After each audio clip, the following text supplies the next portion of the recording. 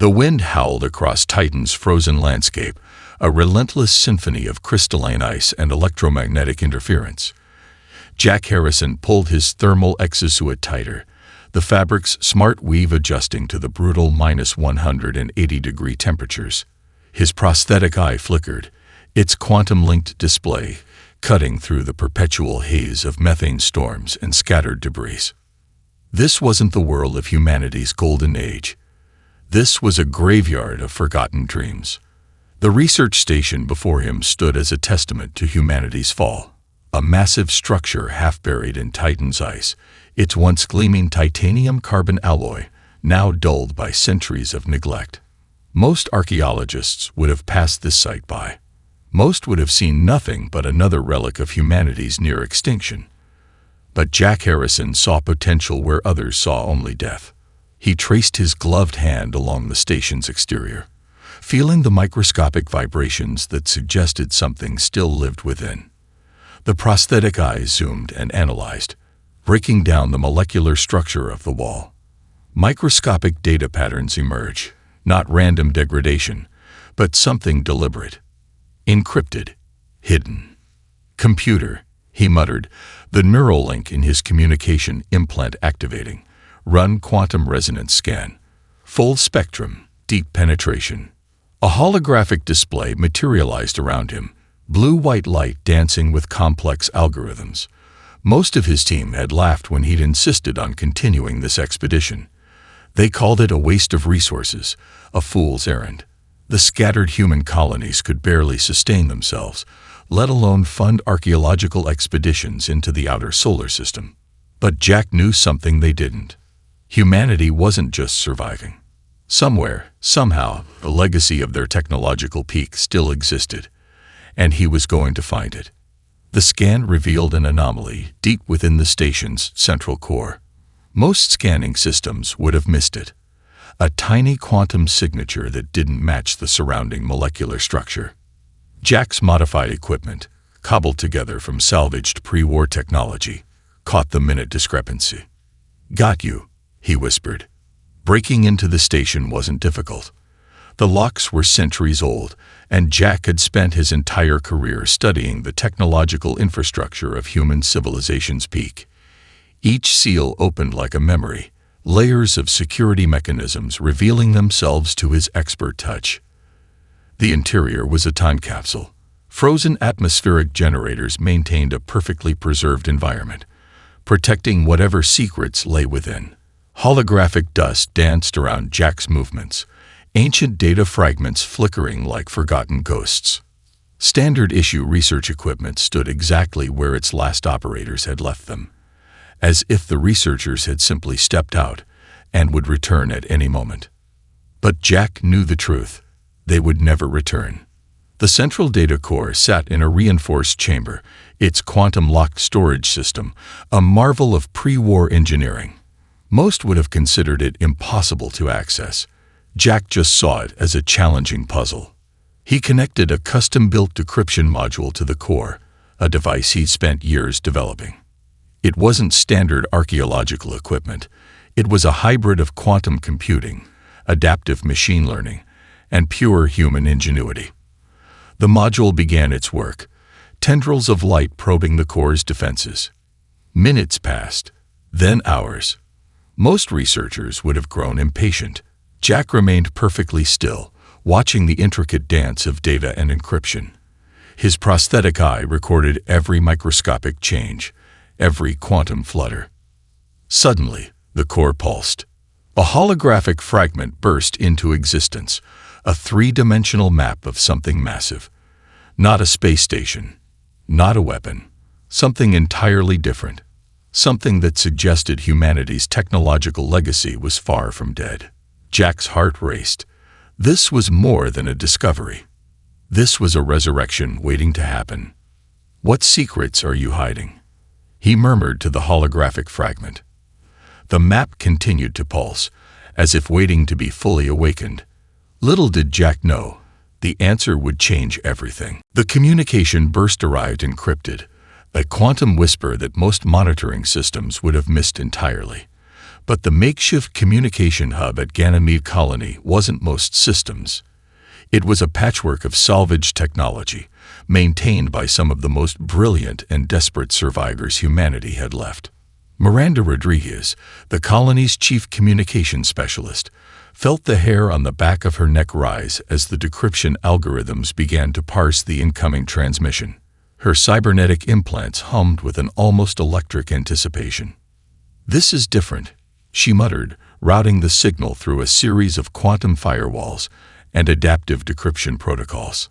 The Vex Collective's communications were notoriously complex, a multilayered encryption that combined biological predictive algorithms with quantum entanglement technology. Most human systems would have collapsed trying to crack even a fragment of their transmissions, but Miranda wasn't most communication specialists. Piece by piece, the transmission took shape. Star charts materialized, fleet deployment patterns emerged, and beneath it all, a chilling strategy that sent a cold wave of terror through Miranda's spine. Total eradication. The Vex weren't just planning to eliminate the remaining human settlements. They were planning to hunt down every last trace of human existence. Planetary records, genetic archives, even the smallest data fragments, all marked for complete destruction. "Jack needs to see this," she whispered, her fingers flying across the holographic interface. Across the solar system, the remaining human colonies lived in a delicate balance of survival. Some were underground settlements on Mars, their domed cities protected by layers of radiation shielding and quantum-locked defense systems. Others were scattered space habitats, rotating slowly in the void, each a fragile bubble of human existence. The transmission revealed something more terrifying than their planned extermination. The Vex were running scared. Hidden within the layers of encrypted data, Miranda discovered fragments of another communication, one the Vex desperately wanted to suppress. Something had triggered their aggressive expansion. Something had frightened a species known for its ruthless technological superiority. A priority communication pinged through her personal quantum channel. It was Jack Harrison. "I found something," his message read. "Something big." Miranda's hands moved quickly, composing a response that would be encrypted through multiple quantum channels. She knew the risks of long-range communication. Each transmission was a potential beacon for the Vex hunting parties that prowled the solar system's darker regions. The colony around her hummed with nervous energy.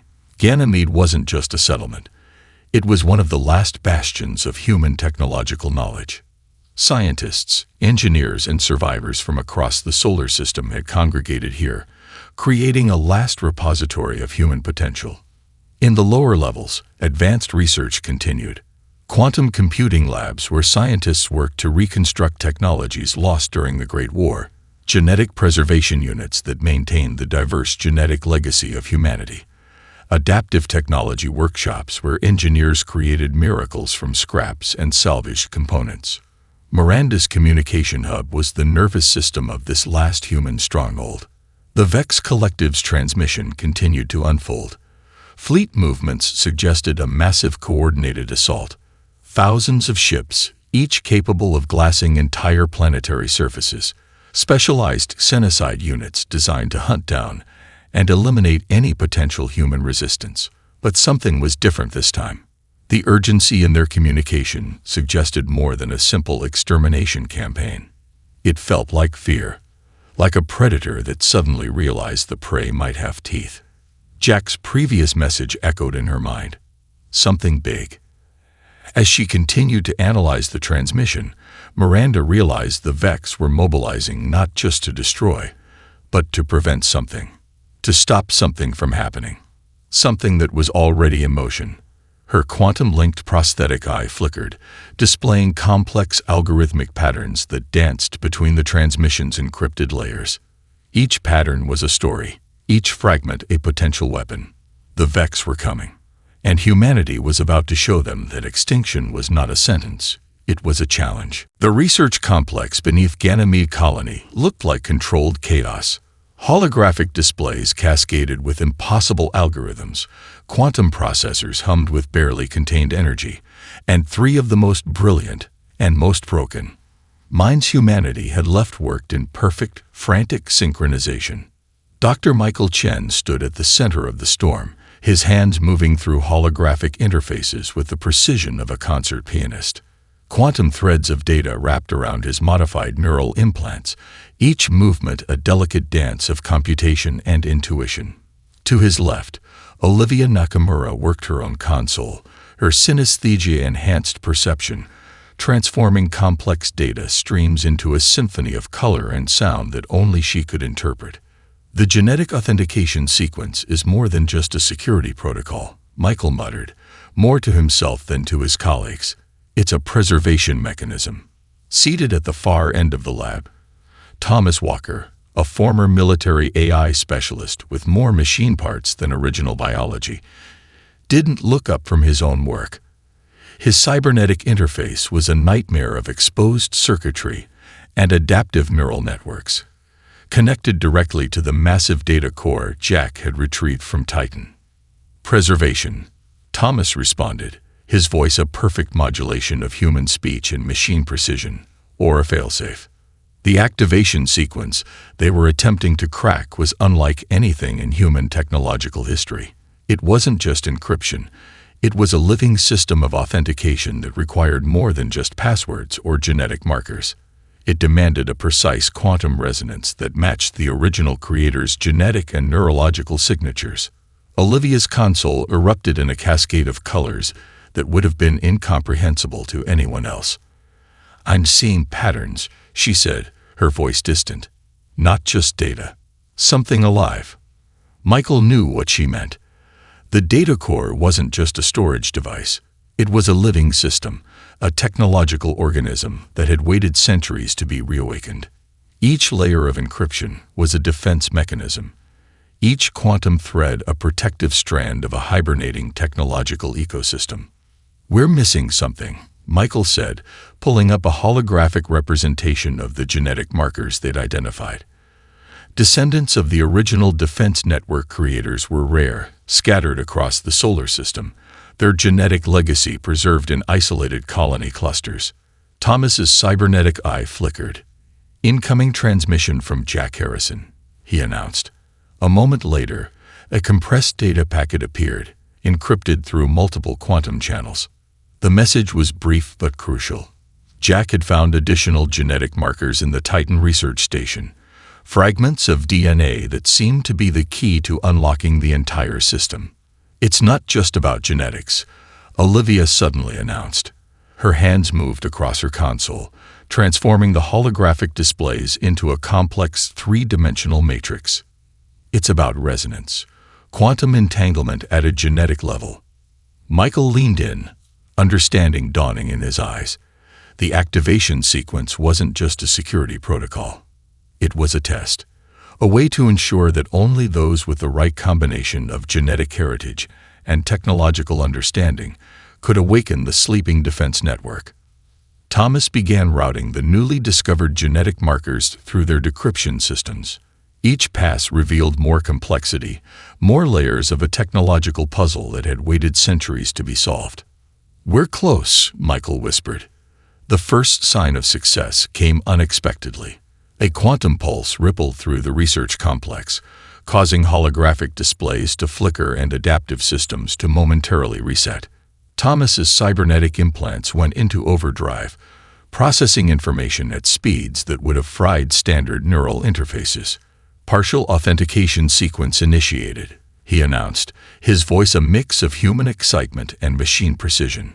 Olivia's console exploded with color, fractals of quantum data that danced and merged in impossible patterns. "Something's responding," she said, her synesthesia translating complex data streams into a visual and auditory experience that defied traditional understanding.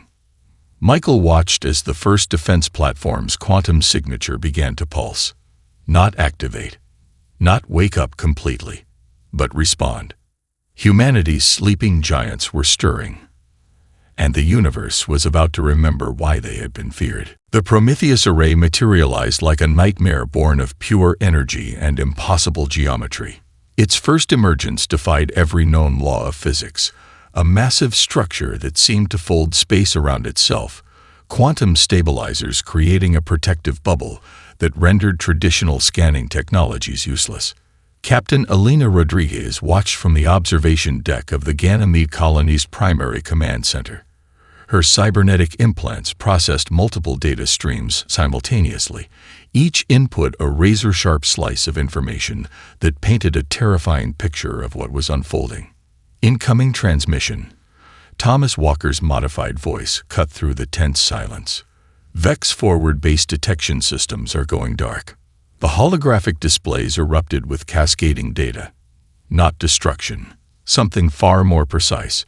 The Prometheus array was systematically neutralizing Vex infrastructure with surgical accuracy. Communication networks collapsed. Defensive systems were rendered inert. Entire planetary defense grids simply ceased to exist, not destroyed, but transformed into nothing more than complex mathematical equations. "It's not attacking," Elena muttered. "It's solving." Each Vex installation became a problem to be resolved. Quantum computational systems that predated human civilization were being rewritten, reprogrammed, nullified. The array didn't just destroy, it deconstructed, broke down, and reconstructed reality itself. A forward Vex military base near the Kuiper Belt simply winked out of existence. Not exploded, not vaporized, simply erased, as if it had never been more than a complex mathematical possibility. Michael Chen's voice crackled over the communication channel. The array is using their own defensive systems against them. It's converting Vex technology into a defensive algorithm. The first wave of Vex response ships arrived. Massive biomechanical constructs that had decimated entire civilizations. They moved with a precision that had made them the most feared military force in the known galaxy. Adaptive shield technologies, quantum displacement weapons, biological warfare systems that could strip a planet of all life in moments. They lasted less than 3 minutes. The Prometheus array didn't just defend. It predicted. Each Vex weapon was countered before it could be fully deployed. Shield frequencies were anticipated and neutralized. Weapon systems were turned into complex mathematical puzzles that rendered them inert. "It's learning," Olivia Nakamura whispered, her synesthesia transforming the battle into a symphony of impossible colors.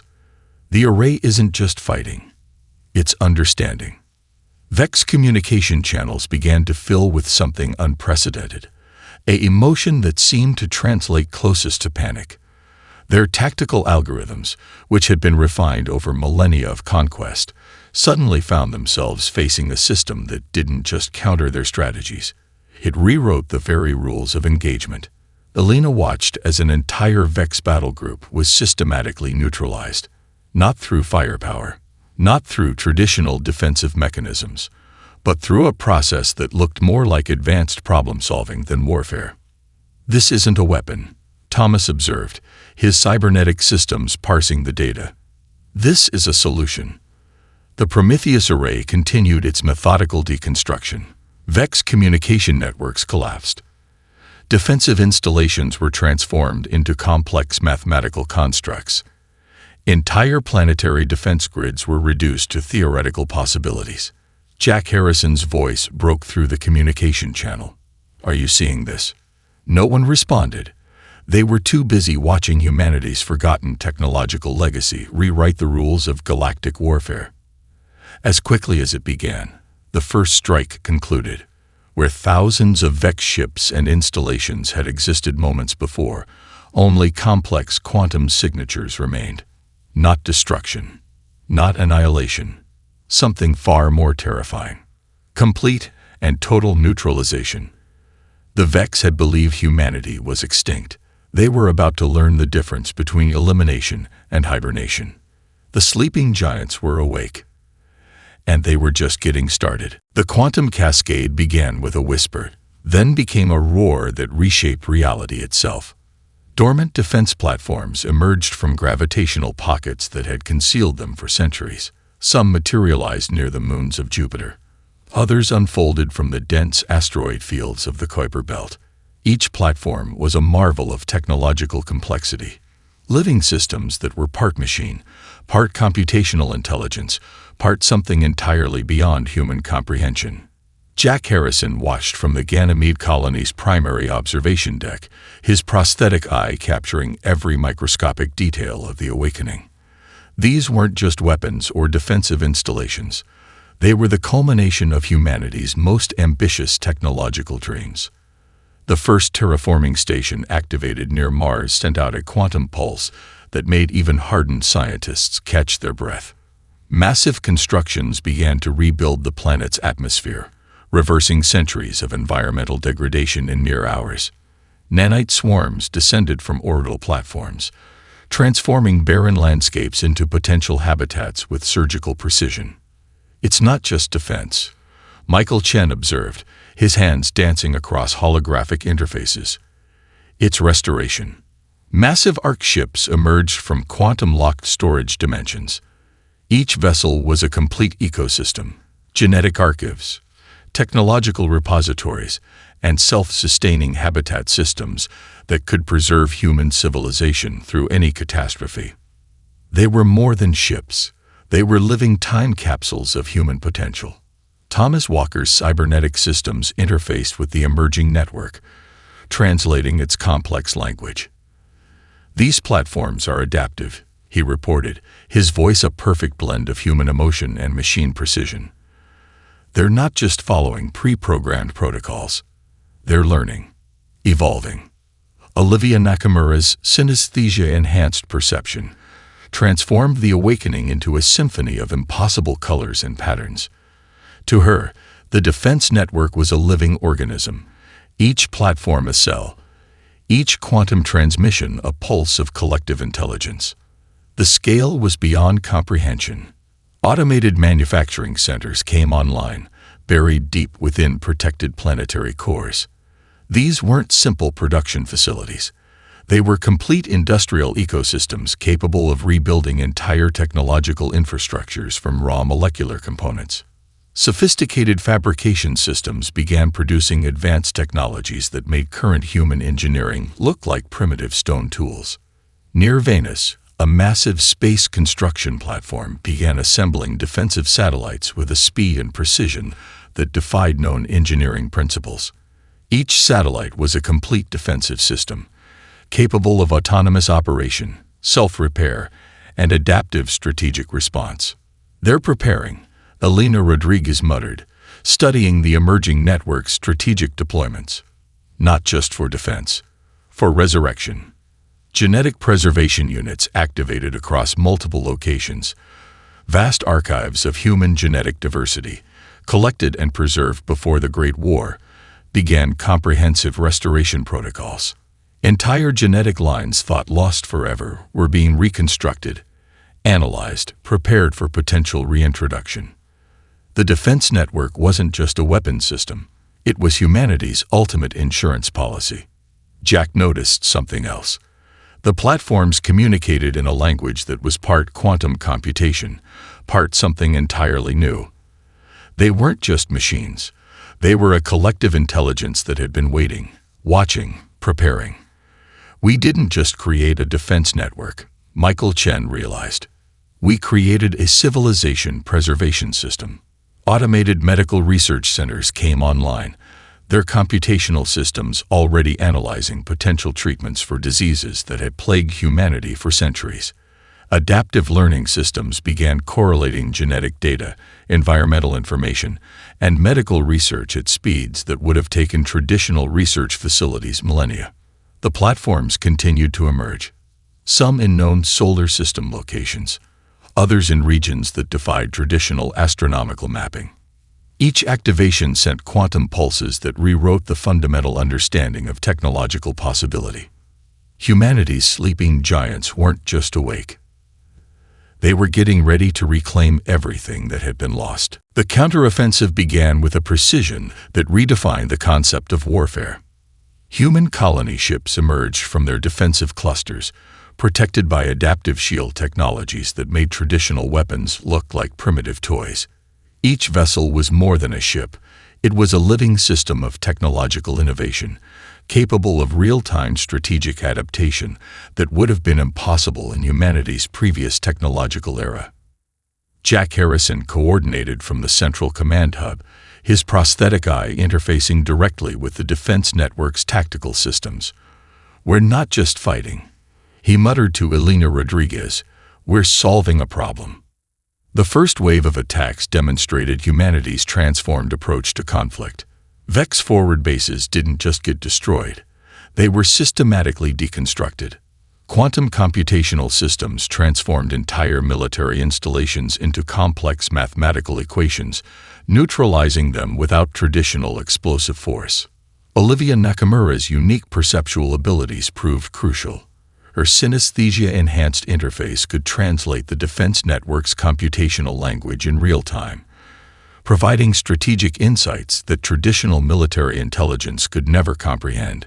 Colors and sound became tactical information, transforming the entire conflict into a multidimensional problem-solving exercise. "They're predictable," she announced, her voice a strange mixture of excitement and analytical precision. "The Vex rely on established computational models. Our system doesn't just predict, it reimagines the entire concept of conflict." Michael Chen worked alongside Thomas Walker, their combined expertise creating adaptive strategies that evolved faster than the Vex could respond. Each attack was a complex algorithm, each defensive maneuver a quantum puzzle that rewrote the rules of engagement. The Vex discovered something terrifying. Humanity was no longer fighting to survive. They were fighting to reclaim. Colony ships began strategically repositioning themselves, transforming into mobile research and reconstruction platforms. Where they passed, devastated planetary systems began to heal. Nanite reconstruction swarms repaired ecological damage, restored atmospheric conditions, and prepared worlds for potential human habitation. "We're not just taking back territory," Elena observed. "We're rebuilding everything we lost." The defense network's true power revealed itself in layers. It wasn't a simple military system. It was a comprehensive civilization restoration protocol. Each tactical decision considered not just immediate military objectives, but long-term species survival and technological reconstruction. Vex communication networks collapsed under the weight of computational complexity. Their adaptive technologies, which had conquered countless civilizations, found themselves facing a system that didn't just counter their strategies, but fundamentally rewrote the rules of technological engagement. Jack watched as an entire Vex battle group was neutralized through a process that looked more like advanced problem-solving than traditional warfare. Shield frequencies were anticipated and nullified. Weapon systems were transformed into complex mathematical constructs that rendered them inert. "This isn't about destruction," Thomas Walker announced, his cybernetic systems parsing the massive data streams. "This is about comprehensive solution development." The human counteroffensive moved with a fluidity that defied traditional military doctrine. Colony ships became mobile research centers. Defensive platforms transformed into ecological restoration systems. Each engagement was a multidimensional chess match where humanity played against an opponent that didn't yet understand the new rules. Vex strategic algorithms began to fail. Their computational models, refined over millennia of galactic conquest, suddenly found themselves facing a system that didn't just counter their strategies. It fundamentally reimagined the entire concept of conflict. Near the galactic rim, an entire Vex defensive sector simply ceased to exist, not destroyed, but transformed into a series of complex computational possibilities that rendered their military presence null. "They believed we were extinct," Jack said quietly. "They're about to learn the difference between elimination and evolution." The counteroffensive continued, not as a war of destruction, but as a systematic process of reclamation, restoration, and fundamental reimagining of what it meant to be a spacefaring civilization. Humanity wasn't just fighting back. They were rewriting the rules of existence itself. The galactic core blazed with impossible light. Billions of kilometers of space became a canvas of technological warfare that defied every known principle of combat. The Vex had gathered every remaining ship, every weapon system, every last resource in a final desperate attempt to prevent humanity's resurgence. They never stood a chance. Jack Harrison watched from the primary command nexus of the restored human flagship, his prosthetic eye-tracking quantum-level interactions that would have been invisible to any standard biological system. The battle wasn't just a conflict, it was a complex mathematical equation being solved in real time. "They're throwing everything they have," Elena Rodriguez observed, her hands dancing across holographic interfaces that seemed to breathe with living intelligence. Everything they've ever developed. The Vex assault came in waves that would have obliterated any known civilization. Planet-killing weapons that could strip entire worlds of their molecular structure. Quantum entanglement attacks designed to unravel the fundamental fabric of spacetime. Weapons that had conquered thousands of civilizations throughout galactic history. Against humanity's restored defense network, they were little more than children throwing stones. Michael Chen's voice cut through the communication channel. Analyzing primary attack vector. The Vex are using a cascading quantum compression strategy we've never seen before. Thomas Walker's cybernetic systems interface directly with the defense network. "Countering," he responded, his voice a perfect modulation of human intuition and machine precision. Adaptive response protocol initiating. The first wave of Vex ships simply ceased to exist. Not destroyed, not vaporized, transformed into complex mathematical constructs that rendered their physical existence impossible. The defense network didn't just defend, it solved the very problem of the Vex's existence. Olivia Nakamura's synesthesia-enhanced perception transformed the conflict into a symphony of impossible colors and computational patterns. To her, the battle was a living organism, each quantum interaction a note in a universe-spanning melody of conflict and resolution. "They're afraid," she whispered, "not just tactically, existentially." The Vex had conquered civilizations across thousands of star systems. They had reduced entire species to footnotes in their galactic history. They had believed themselves to be the ultimate evolutionary endpoint of technological intelligence. Humanity was about to prove them wrong. Massive defense platforms emerged from quantum-locked storage dimensions. Each was more than a weapon system. They were complete technological ecosystems. Terraforming capabilities integrated with defensive systems. Genetic preservation units working in concert with adaptive computational matrices. Near the galactic core, entire star systems became battlegrounds of pure computational complexity. The Vex discovered something terrifying. Humanity wasn't just fighting to survive. They were fighting to reclaim and restore. Jack watched as the defense network began to do something unprecedented. It wasn't just neutralizing the Vex. It was studying them, analyzing their technological infrastructure, breaking down their computational systems to understand their fundamental nature. "We're not destroying them," Michael Chen realized. "We're solving them." The final confrontation became a demonstration of technological superiority that defied comprehension. Vex weapon systems were transformed into complex problem-solving matrices. Their communication networks collapsed under the weight of computational complexity that reimagined the very concept of technological interaction. Elena Rodriguez tracked the battle's progression with a mix of scientific fascination and strategic precision. "They never understood," she muttered. "Technology isn't just about power. It's about adaptation, evolution." Thomas Walker's systems parsed the massive data streams.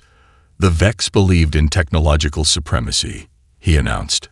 "We believe in technological possibility." As the battle reached its crescendo, something extraordinary happened. The defense network didn't just defeat the Vex, it began to comprehend them, to understand their fundamental computational nature at a level that transformed conflict into a form of universal communication.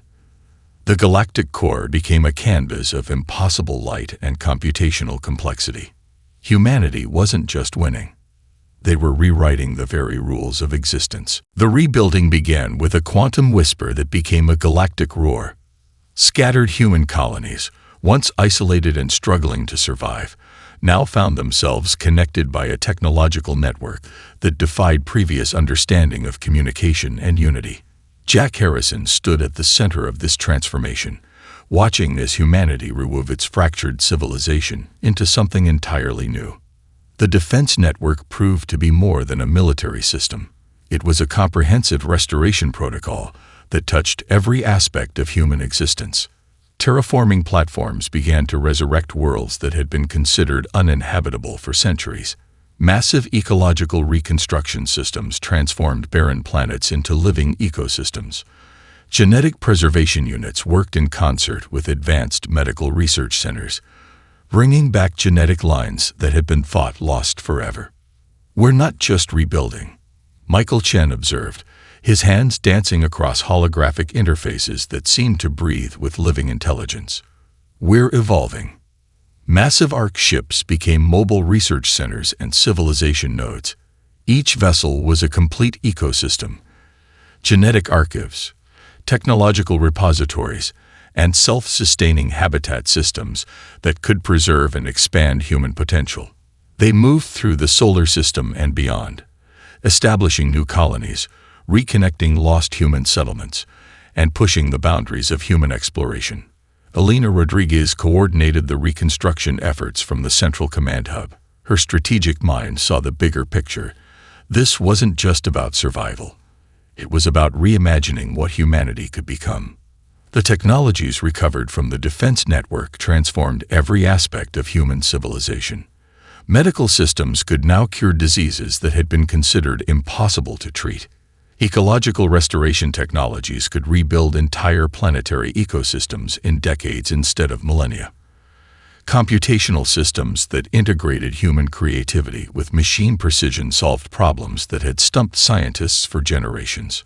Thomas Walker's cybernetic systems interfaced directly with the network, translating its complex language for human understanding. "We're not just using technology," he announced. "We're in a symbiotic relationship with it." Olivia Nakamura's unique perceptual abilities allowed her to see the deeper patterns. To her, the reconstruction was a living symphony, each technological advancement, a note in a complex melody of human potential. The Vex technologies that had been neutralized during the conflict became a resource for understanding. Research centers worked to comprehend the computational systems of their former enemies, turning what could have been pure destruction into a chance for deeper universal understanding. Genetic diversity programs began to reconstruct human populations with a precision that honored the species' complex history. Lost genetic lines were recovered.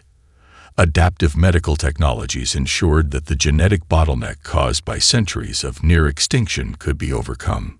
Jack watched as the first new colonies began to take shape. These weren't just settlements. They were living testaments to human resilience and potential. "We lost everything," Elena said quietly, standing beside him. "And now we're creating something more than we ever were before." The defense network continued to evolve. It wasn't a fixed system, but a living, adaptive intelligence that grew alongside humanity.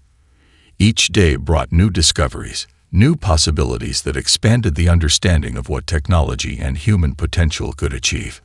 Massive space construction platforms began to develop technologies that would have seemed like pure fantasy mere decades ago. Faster-than-light communication systems, quantum entanglement transportation, adaptive ecological reconstruction technologies that could transform entire planetary systems.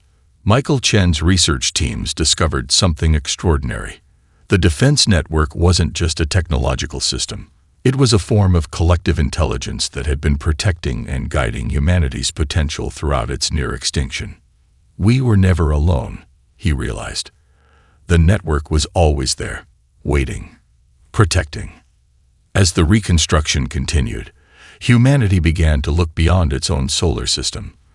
The technologies developed during their fight for survival opened up possibilities of exploration that had never been imagined. Jack Harrison looked out at the expanding human civilization, a network of colonies, research centers, and mobile Orc ships that stretched across multiple star systems. Humanity wasn't just surviving anymore. They were becoming something entirely new.